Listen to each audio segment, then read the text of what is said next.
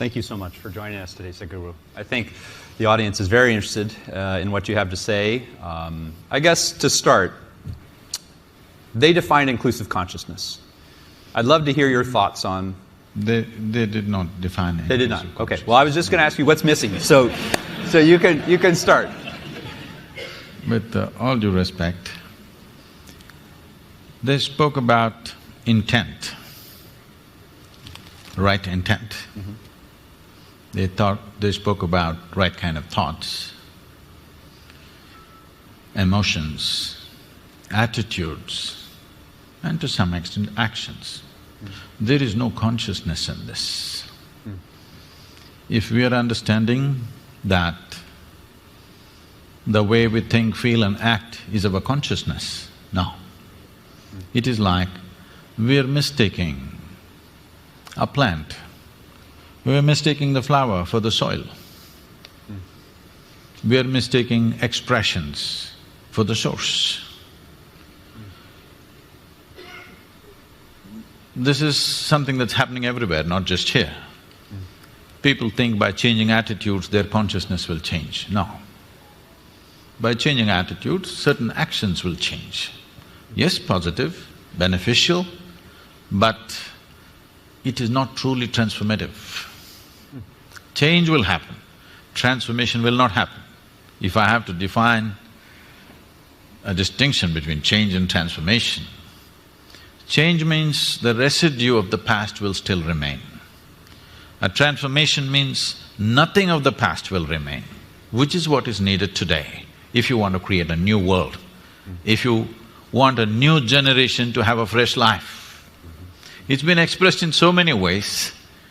Being in this part of the world, what they're familiar with generally, someone said, leave the dead to the dead, it's very significant. This is not coming out of recklessness, this is not coming out of unconcern, but this is coming with the concern that you must be a fresh life. You can learn many things from the past about how to conduct yourself, but there is nothing to learn from the past about how to be.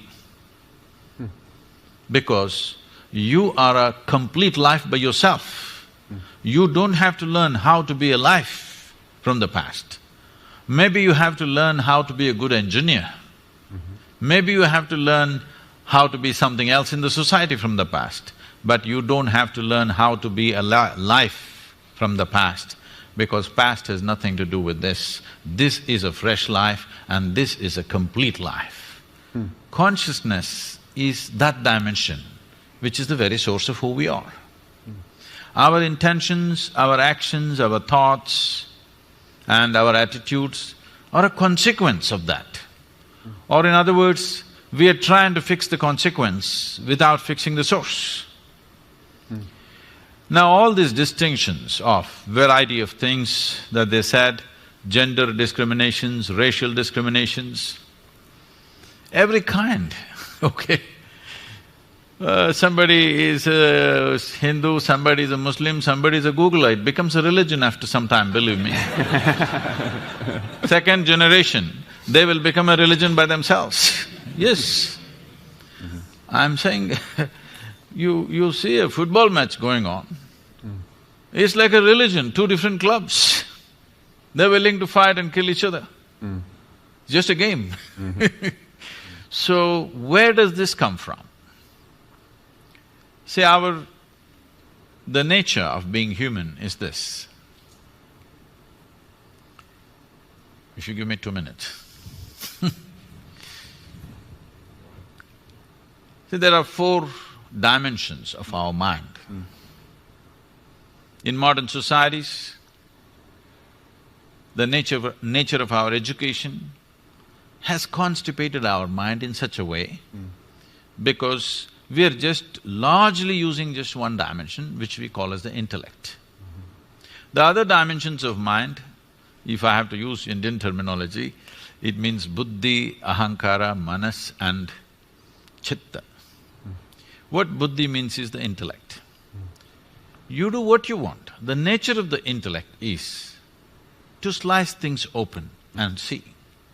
If you leave the world in the hands of your intellect will chop it into a million pieces and will want to chop it into further micro pieces and want to chop it into further micro pieces depending upon how sharp your intellect is.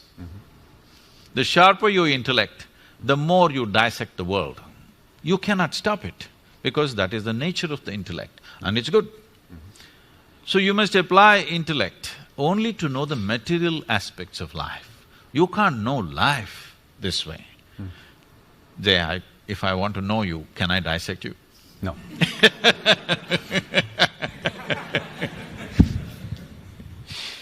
So, but if I want to know, if a doctor wants to know some aspect of you materially, what's wrong with you, he will take a biopsy and in a way, he opens it up and looks at it. It's okay on that level. But I can't know you as a person by dissecting you. I can't know you as a life by dissecting you. I can know a part of your body, maybe. Similarly, I can know parts of the world to make use of it, but I can't know life as such. So intellect has been over-eulogized. In the last 150 years, this is a European impact on the rest of the world, where we think our thought is supreme. Someone went to the extent of saying, I think so I exist or whatever. I want to ask all of you a simple question. Tell me, is it because we exist we may think? Or is it because we think we exist? Which way is it? Hello? Because we exist, we may think. Because people are in such a state of mental diarrhea all the time, non-stop it's going on, they think it's more of an existence than existence. But my head is all the time empty unless I want to think about something. So I know thought is not necessary, I can just live here without the thought. When I want, I will think, otherwise I'll keep quiet. Just like my hand, if I want, I use it, otherwise I keep it here. Similarly, you must be able to do this with your mind. Just because you lost control over your mind and you think it's everything because it's entering into every aspect of your life where it has no business. Thought has been over-eulogized by people. And the very nature of the thought is such that if you think, it must be logical. It cannot be any other way. Well, what somebody is thinking may look illogical to you, but they have found their own logic. The most extreme person that you have met, within himself or herself, they have their own logic, isn't it so? They are not speaking illogically as far as they're concerned. They have found their own kind of logic. Logic means it needs two. Logic means it needs division. Now, with logically you're trying to arrive at inclusive consciousness, it's not going to happen. Because you're using a knife to stitch, this is not going to work. If you use a knife to cut, it's efficient. You use a knife to stitch things together, you'll only tear it up further. So my thought and your thought, I'm telling you, whatever great meetings you have, conference… I've been to every kind of peace conference on the planet. What happens there? It's just short of war. After some time it heats up, on the second day anyway it's over, they all get drunk in the evening and they go home. If you make them stay there for a week, I'm telling you right there'll be a battle. Yes, it is true. I'm not saying this with any disdain. I made a sincere effort to participate in all these conferences at one time, believing they are going to lead to peace. But 8 years ago, I decided I'll never again go to these events because people are professional conference attendees. They're making a living out of it. It's not about peace. So, the next dimension of intelligence is called as ahankara. Ahankara means identity. This is important, that in modern societies, we have not cultured our children to culture their identity. When I say identity, the fundamental identity for you is always your body. This racial thing that concerns him and concerns all of us. I'm darker than him, you know. I face it all the time, joyfully, but I face it everywhere I go. I have extra features which make me further discriminated.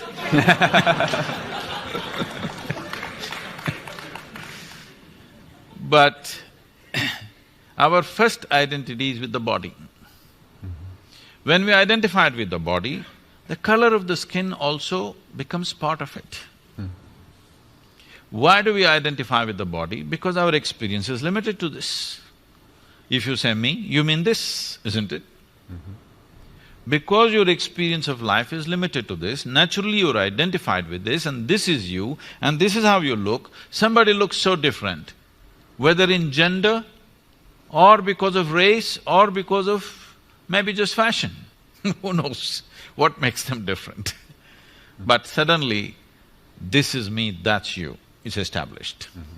But we sit here in this hall, whatever the color of our skin, whatever our religion, whatever our gender, we are inhaling and exhaling the same air. But we have no issue. Body has no problem. But the identity has a problem. You're identified with something. We have not cultured our children right from an early age that your identity should be universal. This is something in India, traditionally, before you start education for a child, there's something called as Vidyarambam, where the first chant that they must do is that my identification with the entire cosmos. Without this, you should not give education to a child, that is the understanding. Because education is seen as an empowerment. You should not empower a person who has limited identifications. Because it doesn't matter whether it's of individual nature or of family or of community or race, religion, nation, it doesn't matter. Once you have limited identity, you will cause disharmony, you will cause cruel things, thinking you're doing the right thing.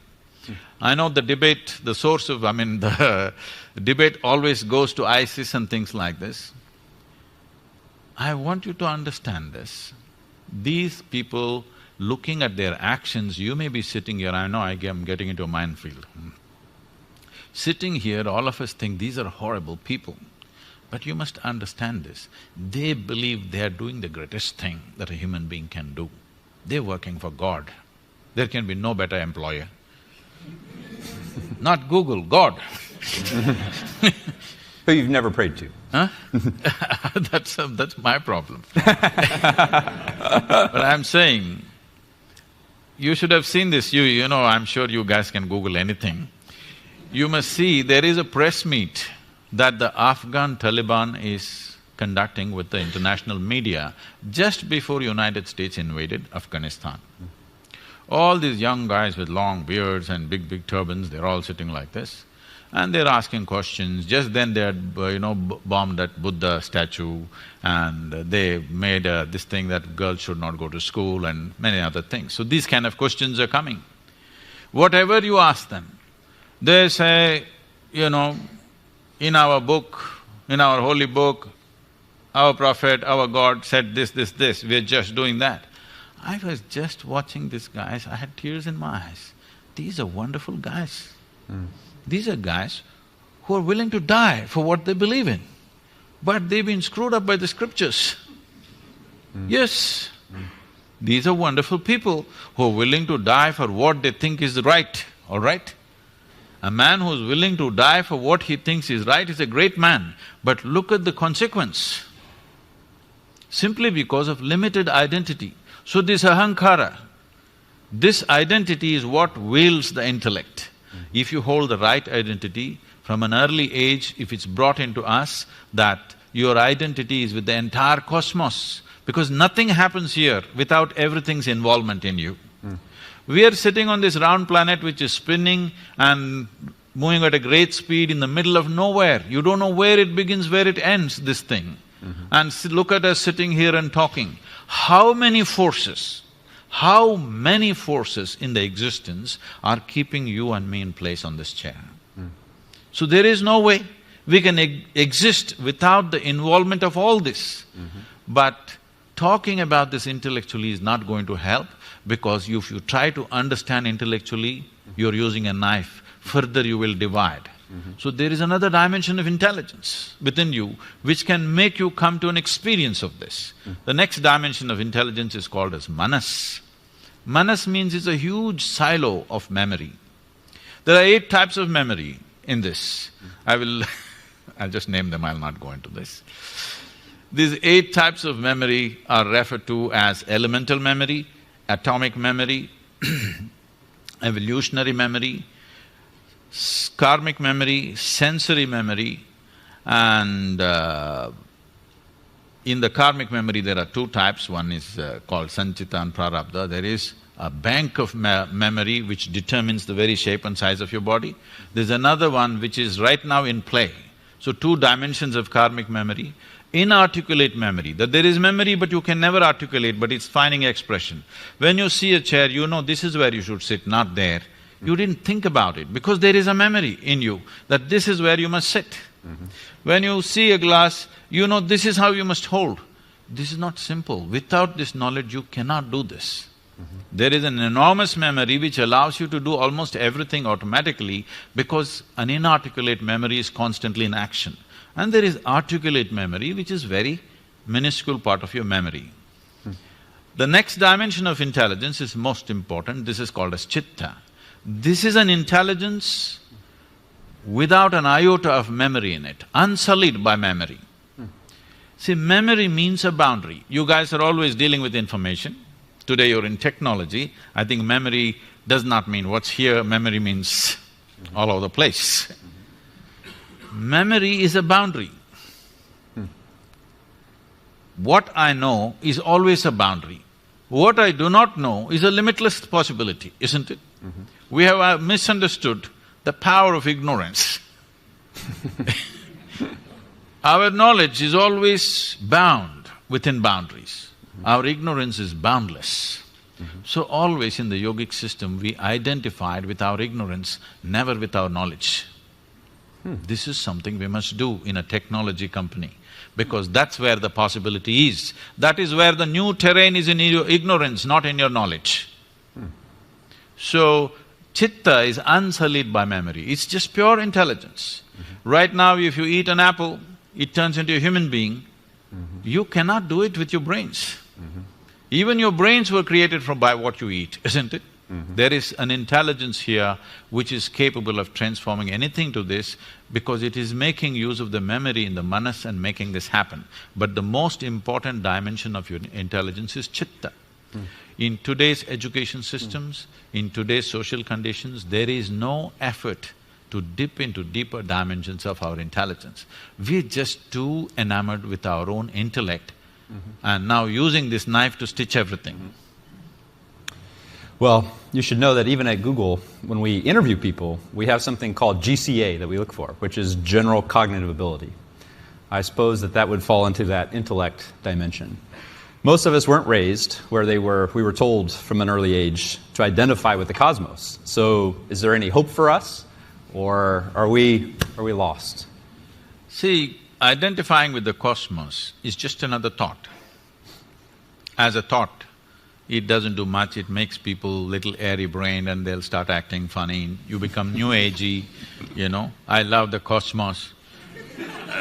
It's very easy to love the cosmos because it's not here with you. You got to love somebody next to you, there's lots of problems. See, this wanting to set up boundaries, the instinct of wanting to set up boundaries is so deep. You see a dog peeing all over the place, not because he has some urinary problem. He's building a kingdom, you know? It's a pea kingdom, but it's a kingdom, all right? He's building a kingdom. Every human being also doing the same thing because there are 2 dimensions of your intelligence. One is designed to create self-preservation. One aspect of your intelligence is designed for self-preservation, which is your intellect. The chitta, that dimension of the intelligence is designed to make you expand. Once you have come as a human being, this is your issue fundamentally. Whoever you are, whatever you are right now in your life, you want to be something more. If that something more happens, you want to be something more. If that something more happens, you want to be something more. I'm sure you guys want to set up Google Maps for Mars. Yes, if that happens for the entire universe, if it's possible. Because this is the nature of being human. There is one dimension which always wants to expand, another dimension which always wants to build walls. You build a wall, you feel safe. After 2 days, you understand the walls of self-preservation are also the walls of self-imprisonment. You want to break it? You break it and you put a new wall there and you think this is great, this is freedom. After some time you feel that's not it and you want to expand it. These two dimensions are not opposing each other, they are not diametrically opposite to each other. They are complementary. There is only one thing about you which needs preservation, that's your physicality. This body must be preserved, because if you break it, you can't fix it. Everything else in you right now, suppose I take out all your thoughts, all your emotions, all your ideas, all your philosophies, all your belief systems and thrash them right here, break them into pieces. You can come up with fresh thoughts, fresh emotions, fresh belief systems, fresh philosophies, just like that. So all those must be every day put into the… what do you call them? The shredder. You must have a pulverizer, because shredder means they'll go again, pick it up and fix it. You must have a pulverizer for yourself before you go to bed. Today's ideas, today's thoughts, today's belief systems, today's experiences, you must leave the dead to the dead. Let me challenge that, because I thought something that Pavni said was very interesting. And she said almost the wound becomes the healer, or sometimes you hear the wounded become the healer. So you can take some of that. Can't you not transform some of those things that have been difficult and use that energy, use your intellect to do something for good? See, the experience of life can cause two things. All this is nice when small things happen. When really major things happen to you, the wounds are so big for people, they don't heal in a lifetime, many of them, okay? So, the choice is just this. The experience of life, whatever happens to us, you can either make it into a wound or into wisdom. You can either become wise or you can become wounded. If you become wise, you will become a solution. If you become wounded, you will also become one more problem. It's a choice we have.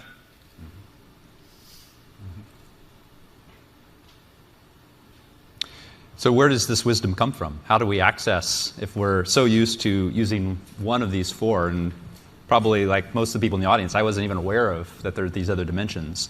What's a starting point? What's a way to access beyond the intellect? See, it's like this. Right now there is water in this glass. This is definitely not you, yes? Yes. But if you drink it, it becomes you. What is it that you did with this water, that something that's not you became you? When you say inclusiveness, this is all you're talking about. Something that is not you, you want to make it a part of you in some way, isn't it? So this is right now not you, but if you drink it, it becomes you. So what is it that happened technically for you is just this.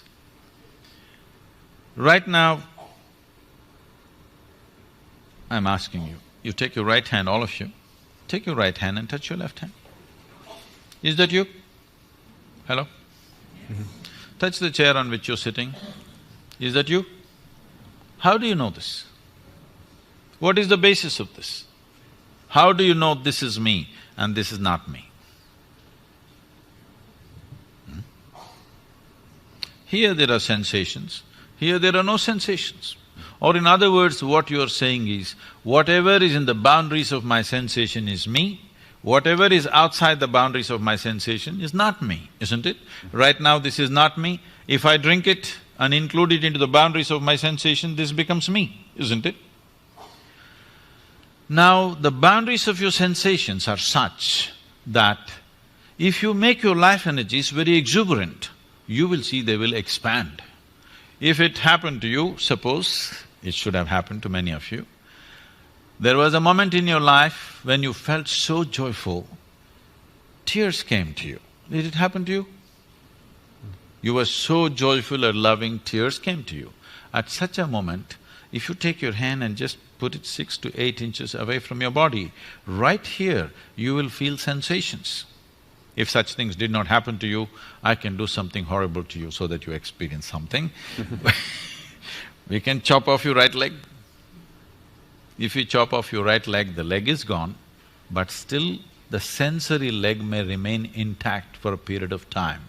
You heard of this phantom leg?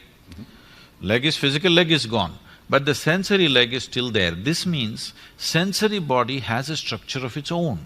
If your energies become very vibrant and exuberant within you, your sensory body all expands.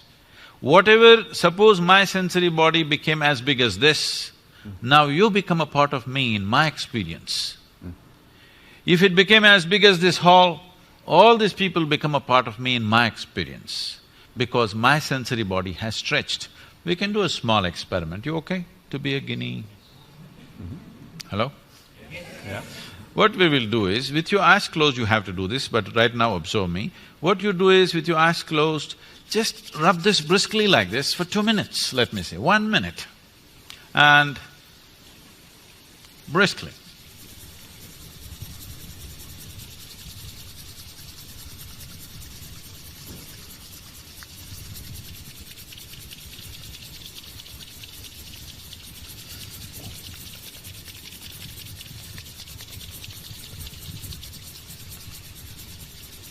Okay, keep your eyes closed and just hold your palms 3 to 4 inches away from each other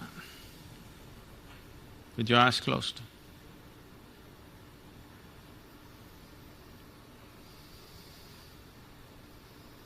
Something happening between your hands?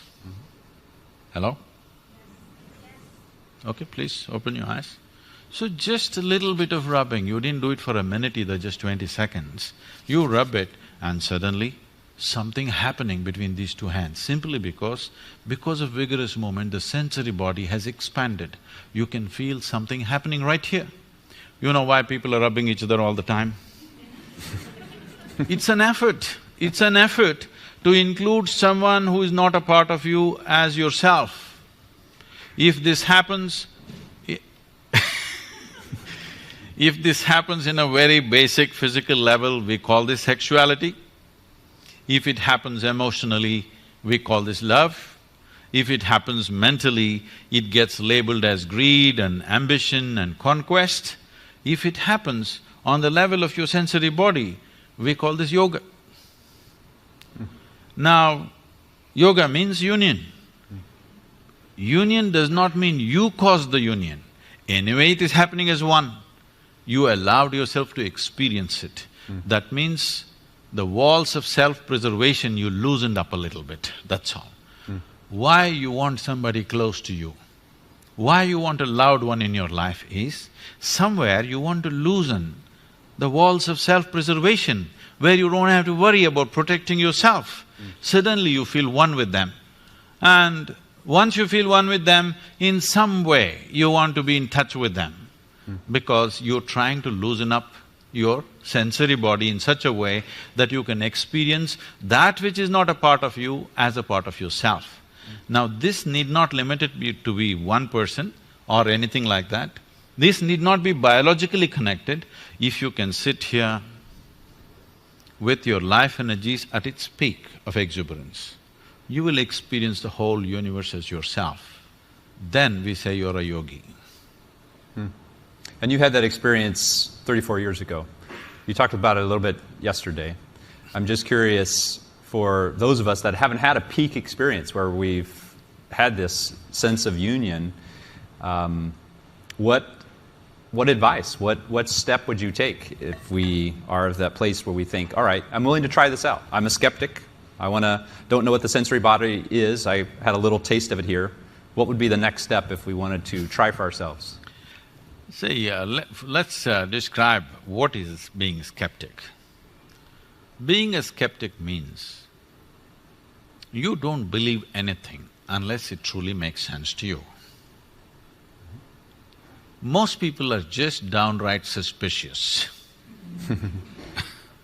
But they think they're skeptics. No, they're not, they don't qualify as skeptics. They're just suspicious about everything. This comes from a certain fear within you that everything around you can be wrong. Suspicion means you made a conclusion about something that you do not know. Believing something positively or believing something negatively is not different. They're the same things. You believe something that you do not know. If you… skeptic means, whatever I do not know, I do not know. I don't assume things in my life. What I know, I know. I think everybody should come to this much sense and straightness in our life that what I know, I know. What I do not know, I do not know. It's perfectly fine. I do not know, it's a tremendous possibility.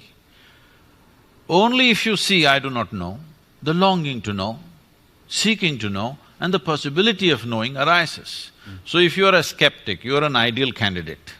If you are a believer, we have to make you, debrief you. Because… Get the shredder out. because you assume too many things that you do not know. You know the geography of heaven, though you can't operate the local Google map. Well, good. Well, we'll be taking questions, so be thinking about the question you might want to have. I think, one more question I want to ask is, how do we… We've been talking about some things that are very big. I think they're promising, but yet think about the conversation we had earlier. And how do we tie these two things together? How do they relate in your mind? Those of you who are interested, because right now we must understand this. Your intellect needs data to function. Yes or no? Yes. Hello? Without data, your intellect is useless. It needs data, that's why you guys are in the business. Everybody knows everything in the universe right now not because they went there and saw it, because they Googled it up. Because intellect feels stupid without data. Now, the nature of the intellect is like this only, that it feeds upon the data. Where does the data come to you? What you see, what you hear, what you smell, what you taste, what you touch. In the very nature of things, these five sense organs, which are the main agents of gathering information for you, are all outward bound. You can see what's around you. You can't roll your eyeballs inward and scan yourself. You can hear this, so much activity here, you cannot hear this. If an ant crawls upon your hand, you can feel it. So much blood flowing, you cannot feel it. Because in the very nature of things, your sense organs are outward bound. You cannot use these to turn inward.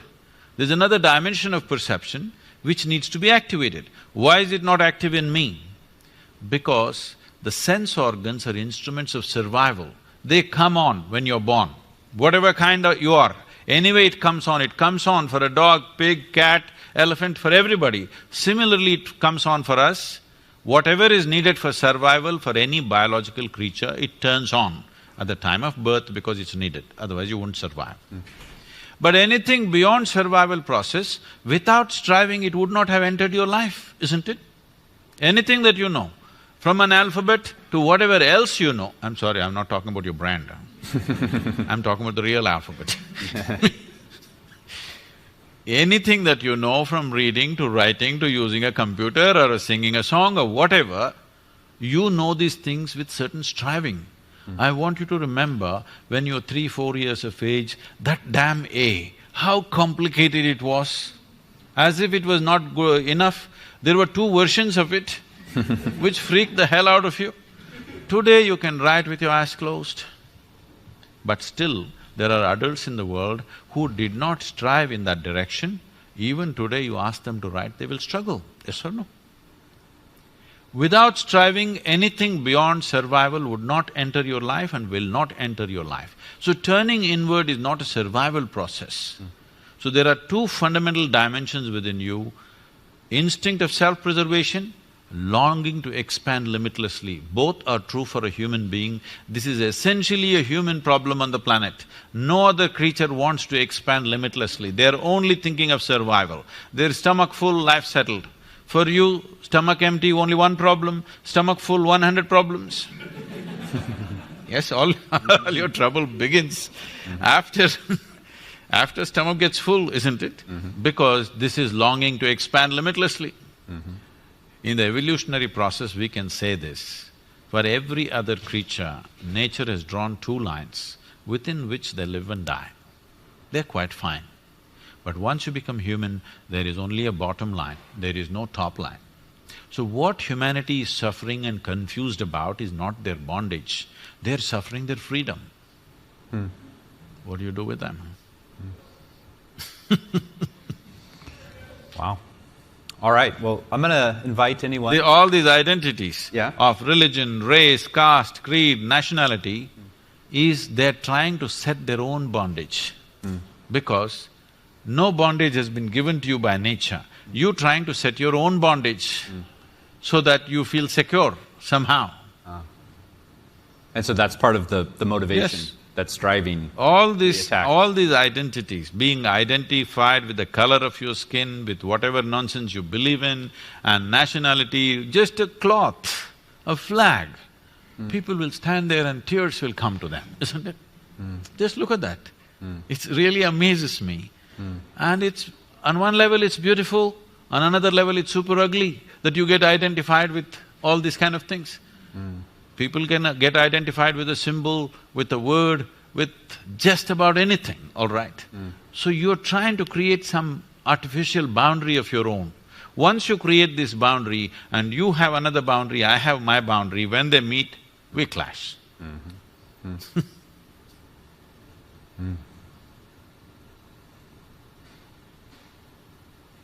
So if you have a question, please go ahead and come to the mic. And again, we're trying to think about this topic of inclusive consciousness. You've heard a lot of things shared from our VPs and also from this conversation, so let's hear what's on your mind based on all this. Over here. Okay. Hello. So I'm involved in organizing a peace conference in India, and it's a very grassroots-led effort, so no politicians, thank God. And I found it interesting that you said you stopped attending peace conferences. So I'd love to hear from you any advice on what we should do or what we should avoid to make this small effort a success for the people who are attending. See, when you say, no politicians, thank God, you're just not attending to the source of problems.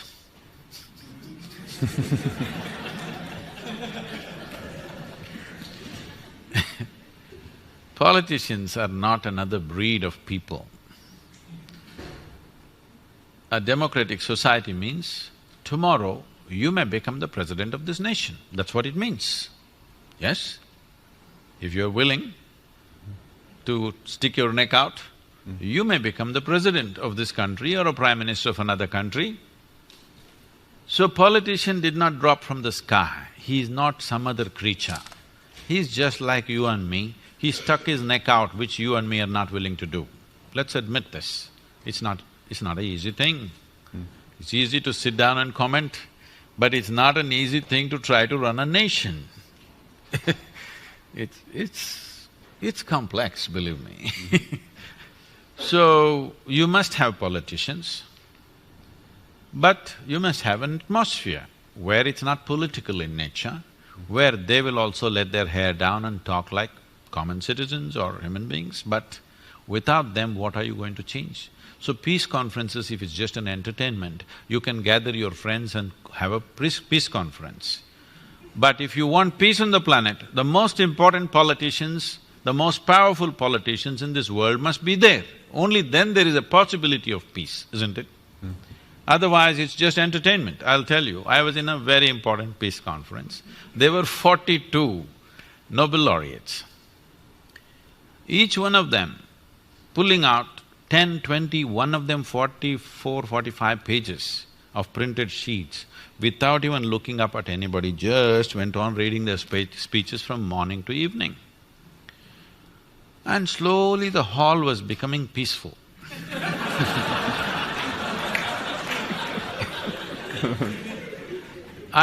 In one afternoon, the second day afternoon, I'm sitting right here in the front row and I look around, literally everybody has fallen asleep except the security man who's standing there and me, the idiot. who is sitting up there and believing there's going to be world peace because of this conference and sitting up there alert, listening to every word. Then I looked around, everybody's become very peaceful. They've been having late night parties and they're all very peaceful.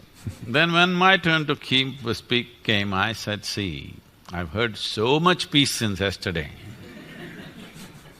I want to ask you, can all of you or any of you put your hand on your heart and say, you are genuinely peaceful in your life? They were straight enough. They said, no, we are not peaceful. I said, if you cannot make your mind peaceful, how the hell are you going to make the world peaceful? What's happening in the world is just a larger manifestation of the nonsense that's happening in our heads, isn't it? If you and me were truly peaceful human beings, do we have to worry about you and me fighting someday? Hello? Whatever the issues, we'll sit down and handle it, right? Because there is violence in us, now we have to have a boundary. Here there's a barricade. Just in case I get violent or you get violent.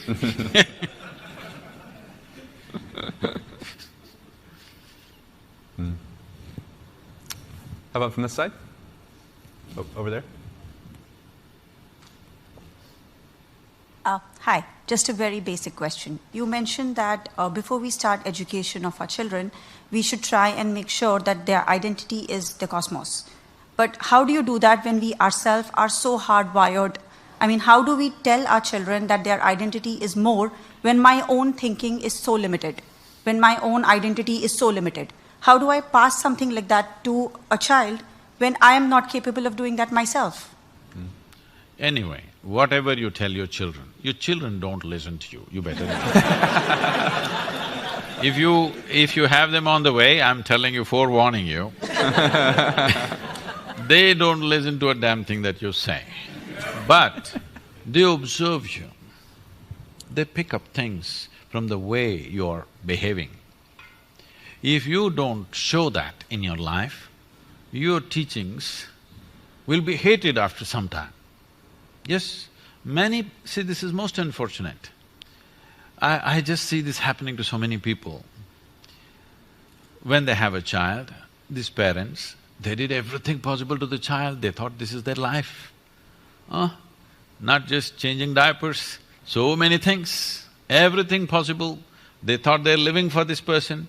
As this person becomes bigger, and in their over-concern about how this child should be, trying to teach him the best things in the universe, which is not true in their lives, slowly you see, by the time he becomes a teenager, he avoids them. If he wants to share something, if he wants to listen to some sense, he goes to his friends, never to his parents. Not everybody, I'm saying, but largely it is happening. Because they don't make sense. They talk things that doesn't make sense. People ask me, keep asking me, Sadguru, how did you become like this? What is the sadhana you did? You just played your life and you're like this. This is all I did. I strive to remain uneducated. It's not easy, believe me. From the day you're born, just everybody around you is trying to teach you something that did not work in their life. You can clearly see it's not worked in their life, because if it had worked, they should have been joyful and ecstatic. It's not worked, they've become long-faced, but they're teaching you all kinds of best things, love the universe. It's not going to work. You don't have to say a word. I will tell you. Is it okay? I can share something. Sure. I brought up my girl alone. At the age of 7, she lost her mother. So, one rule I put, she's been traveling with me since she's 4.5 years of age, okay? I'm sorry, since she's 4.5 months, not years. 4.5, I sent her to school. With little infant, she traveled with me. And I made one rule wherever I went, always stayed with many families all over the country.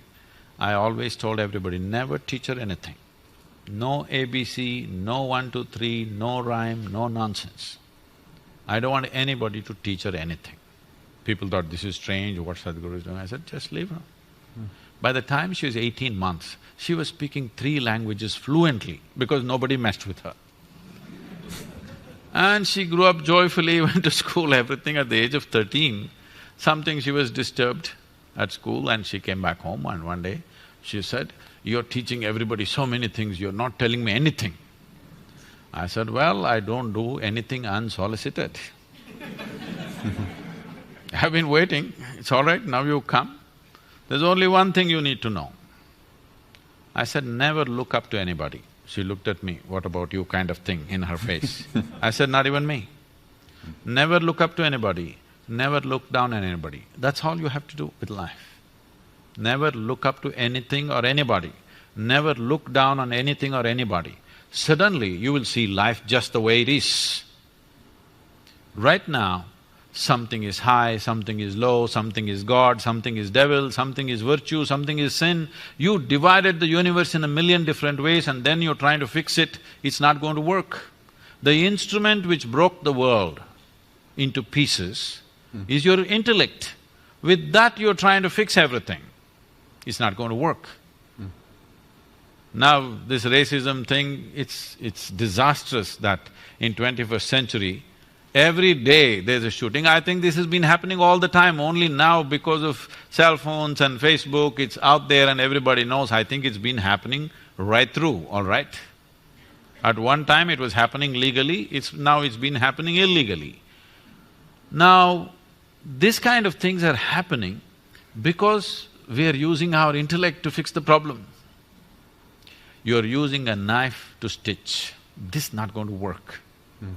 You just live that way. Whichever way you live, your children will grasp it and they'll make a sense out of that in their own way. And maybe they'll fall this way or that way because you are not the only influence upon them. You better know that you are going to be a mother, you must know this, you are not the only influence. There are all kinds of people and there's Google.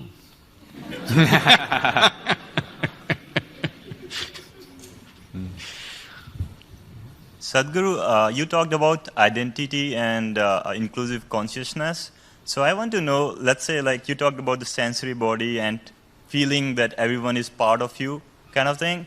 So where does the role of action comes in? So if I do something, do I identify myself with what I did? And let's say if I feel that you are or everyone is part of like me or the whole cosmos and you do something, is it you doing something, cosmos doing something, me doing something? Where does the action comes in picture? See, this is the beauty of our existence. In this existence, in this cosmos, we are not even a speck of dust, that small we are. But still, creation has given us an individuality, an individual nature, that we can experience these things. But countless number of people who lived on this planet before you and me came, where are they? They're all topsoil. They've become part of the earth, isn't it? So, if you get it from me today, you can transform your life, that really everything is a part of you and you are a part of everything, not as a thought, but experientially. If you can experience everything around you as you experience the 5, 10 fingers of your hands, then you will see life becomes tremendously beautiful. Otherwise, anyway, one day you'll get it from the maggots, but it'll be a bit too late lesson, but everybody will get it one day, isn't it? Hello? When people bury us, we're going to get the point that we are part of the earth. Right now, if we get it, we can live sensibly. So, this must come from an experience. If you come from a thought, again you're thinking, how is inclusiveness and individuality existing at the same time? That is the beauty of this existence. It is the filth which has become the flower, isn't it? Yes or no? It is the filth which has become the flower. If in your mind filth is different, flower is different, but in existence filth and flower are same. They are not different, just different ways of existing. For your nose, filth doesn't feel good. But if you were a pig, you would like the filth. Nothing wrong with that, because it's the same thing. It's the same thing or no? Hello? It's the same thing, isn't it? It is just that in our mind, with our intellect, we are breaking everything. This breaking is only a psychological reality. This is not existentially true. See, we started a huge movement called Project Green Hands. I think something little bit was there in this. This happened like this. When I saw that entire southern India was turning into desert very rapidly, rivers were drying up, groundwater went from like 150 feet to almost 1,500 feet, and palm trees, the crowns were falling off, we thought we must do something. Then I did this to them. One day I called, I went to a small village and called for people. About 5,000 people turned up. So I made them, it's around 11 o'clock in the morning. The weather is not like this in southern India. It's hot summer sun. I made them sit there. Close by, there were about 5 rain trees, 3 of them really large ones. You seen rain trees? Some of them can be as large as an acre, its shade. So 3 of them are really large ones, 2 of them were medium-sized ones. Very attractive, I would love to be under those trees, but I made them sit here in hot sun. And I went on talking, stretching the talk, telling them stories, telling them jokes. They were all very enthusiastic in the beginning, slowly. If you're walking around, you won't feel the sun. If you just sit under the sun, it just really gets you. About 1.25, 1.5 hours, they were really going away, they were thinking, what's wrong with this Sadguru? He's just frying us in the sun. Then I said, come, and I took them under the tree. Everybody. Suddenly you know what is a tree. Otherwise you were thinking how to make furniture out of this. Now suddenly you know what's a tree. I made them sit down there and breathe. It's a certain spiritual process that I set up a process for them where I told them, what you exhale, trees are inhaling. What they exhale, you are inhaling. Once they experienced it, now you can't stop them from planting trees. They planted over 28 million trees and you can't stop them. They changed the entire culture. But when, this happened to me about 9, 10 years ago, I went back to Mysore city, which I had not gone and done any work there, I had never spoken there, I avoided this because my family lives there. I wanted to be anonymous in that town, not recognized. But because of Google and stuff, I got recognized everywhere. So when I went there, they insisted I must do something, I called for a program. All kinds of people turned up. My kindergarten school friends, teachers, my college teachers, school teachers, everybody. When I spoke and all this happened, then my English teacher came up to me from school and she said, now I understand why you wouldn't let me teach Robert Frost. I said, ma'am, why would I not let you teach Frost? I like Frost. I have some poetry in his own voice. I said, I like Frost, why would I not let you teach? Don't you remember you didn't let me teach Frost? Then I remembered, one day she came up and we were always studying English poems and English literature. Suddenly she introduced this American poet and said, this Robert Frost is a great guy, and she started off the poem. Woods are lovely, dark and deep. I said, stop. I said, a man who calls a tree a wood, I'm not going to have anything to do with this guy. She said, no, Robert Frost is a great… I don't care who the hell he is. He calls tree a wood. I'm not going to listen to that guy, I didn't let her teach. We chose Longfellow instead of Frost because I didn't let her teach Frost that year. So, I'm saying if you call a tree a wood, it's a commodity. This water, this earth that you walk upon, the people that you see, these are not commodities, this is life, isn't it? The air that you breathe, the water that you drink, the soil that you walk upon, the trees that you sit under, everything else in this world is life and life-making material for you. If you forget this, you will treat it as commodity. If you experience this, that this is actually what is making your life, then you will see the most fantastic thing about this universe is everything is one, but everything is separate at the same time. That's what gives us an experience. That's why I can sit here and talk to you, otherwise how to talk to you? Wonderful. Maybe one more question? Hi Sadguru, thank you for coming. So for me, one way to achieve inclusiveness is to see other people as ourselves. For example, right now I know for sure that you exist within me, because your voice happens within my head, your image. No. If voices are happening within your head, it means something else. So your image happens within me because it reflects through my eyes. You mean to say you have nightmares every day? Well, so my point is, I see you within me. That's I know for sure. But I wonder whether you see me within you as well. And if you answer yes or no, then that may be a belief, because how do I know it's true? See, there are two levels of reality here. There is a psychological reality and there's an existential reality. Existential reality is not your making. Psychological reality is entirely your making, but a large part of it is unconsciously made, so you believe it is real. Whatever is true in your psychological reality may have some social relevance, but has no existential relevance. Right now, if I say you're within me, you'll feel good. If I say I love you, you'll feel good. Maybe it's true for me, maybe it's true for you, but it's not floating around anywhere here, okay? It's just my emotion and your emotion.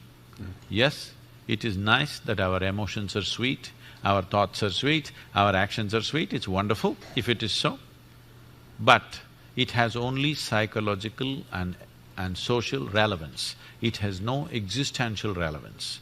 If you want to know life, you have to step out of this bubble called psychological reality and step into existential reality. Then only you have a taste of life. Otherwise, you are just a bundle of thoughts, emotions, ideas, opinions, and now I'm there in the… in all that. So, what I would tell all of you is, instead of thinking about it, instead of analyzing it, an experiential dimension has to happen. If you're willing to dedicate 28 to 30 hours of focus time, we will give you tools with which you can make this happen for yourself. This is not some empty talk, this has happened to millions of people.